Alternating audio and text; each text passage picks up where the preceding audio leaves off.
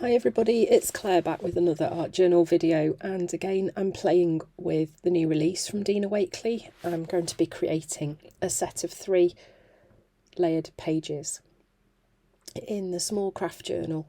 So I'm just cutting off some of the excess page that I don't need, just to create that layered page look. So this is definitely not one of my favourite set of pages that I've ever made. In fact, if anything, I think I don't really like it very much, but I thought I'd still share it with you, just because some of the ideas and processes would work for other things too. And you know, you guys are awesome, and you may well have a go at doing something like this and you'll properly rock it. I think I'm making excuses. I've still got like COVID fuzzy brain and I wanted to create, but just couldn't seem to think what to do. So anyway, let's see what you think. So I'm starting off using some turquoise paint across the centre of my pages. What I'm doing to one page, I'm doing to all 3 because I kind of want them to work together. There's no gesso on the page, as you can see by the way the paint is soaking in to the paper. So then I'm using this stencil from Dina Wakley, and this is the new Peacock gloss spray. So I don't show it on the video, but I do dry the page before I turn it over and work on the next one, and I do take some prints off my stencil as well, so that I'm not wasting the gloss spray that's on there. I'm just kind of starting to build up the layers really here. And here again, just little spritz through the stencil, not too much, don't want to saturate it too much because then the gloss spray will just run. Okay, so next I'm going in with a bit of text collage paper. I kind of think maybe this might be where it started to go a bit wrong. This kind of muddied the background a little bit, in the sense that there was too much going on by the time I'd finished. But it doesn't matter. I kind of enjoyed creating, the process of creating, and although I was a little bit frustrated with what I'd actually made in the end, sometimes just getting, like Dina says, just moving your hand and doing a bit of art and being creative, it's worth its weight in gold. So the fact that I now look at these pages and think, yuck, doesn't really matter, does it, I guess? So I'm just using some gel medium, some matte medium to stick the collage tissue paper in place.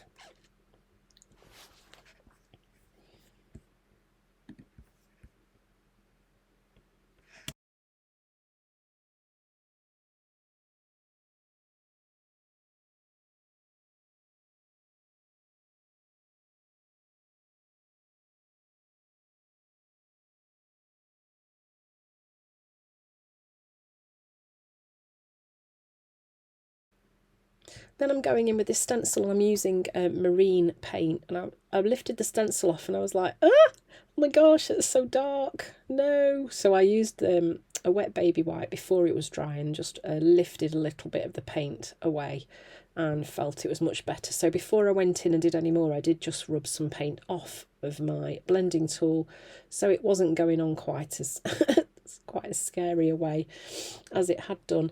And again, just repeating whatever I do to one page, I do to all of my pages.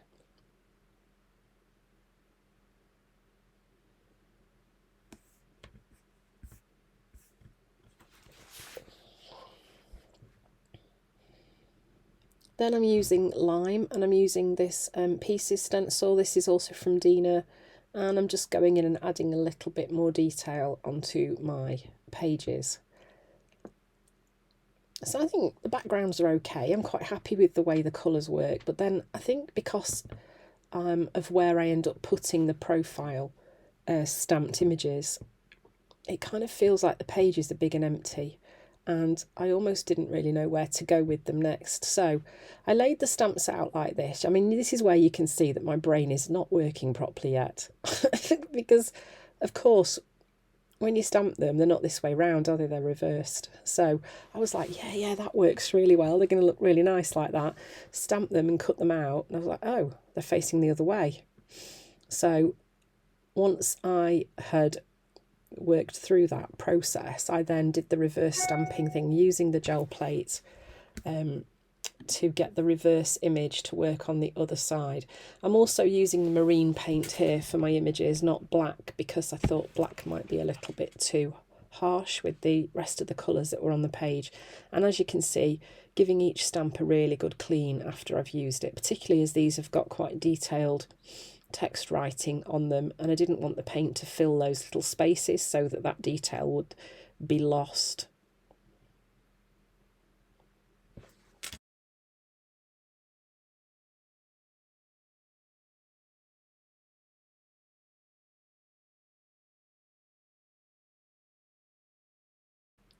So here I'm using the gel plate, and I'm just going to stamp my image onto my very old scruffy gel plate. I'm just pressing it down, and then I'm just going to lay my cutout one on top, give it a gentle press and a little bit of a rub like that through the piece of paper, and then it does get an image of it on the other side. Not the best transfer because my gel plate was a bit mucky, but that's okay, it doesn't matter. And then I've just used some double-sided tape to stick those onto my page so that they're overlapping.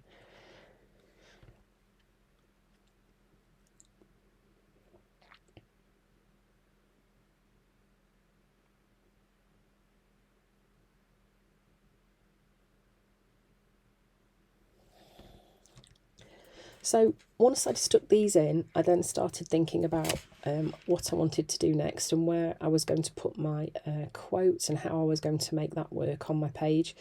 I did spend a lot of time sort of sitting looking at my page and did some little doodles using my white pen. And in the end, when I stopped recording, I still wasn't really happy with it. So I did go in afterwards and I did a little bit more doodling, which you'll see in the little video at the end. But I guess you can't always be 100% happy with everything we create. And I don't know about you guys, but I guess I must have, I don't know, sometimes I have unattainable goals for myself.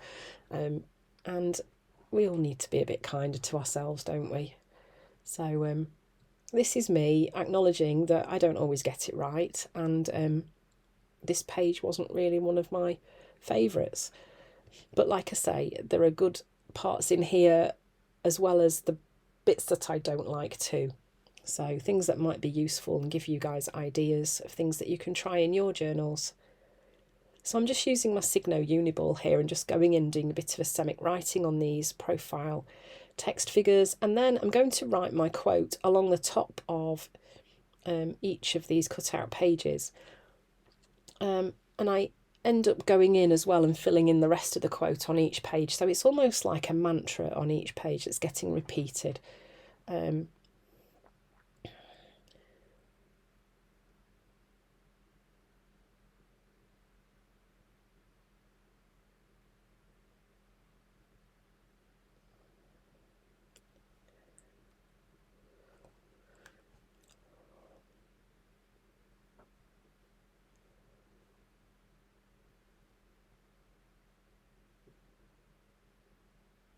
And it's funny, isn't it? Now looking at this, I wish I'd gone in with my quote with big letters through the centre of all of the pages, and then I think this would have worked so much better.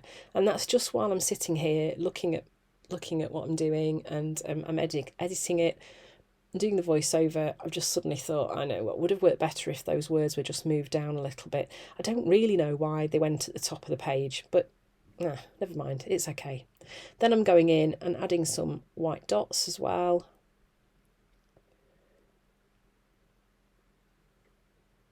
And maybe if the profile text stamps had been in black, they would have stood out as well, instead of kind of toning in.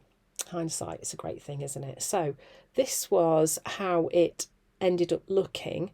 And you can see from this little video, I then went in with my Signo Uniball and drew some kind of botanical leaf stalks on there, and added some white circles. So it was okay, but it really was not my favourite at all. So you notice that I've been in with a smaller Posca pen and added in the whole quote on every page, but the rest of it in smaller letters.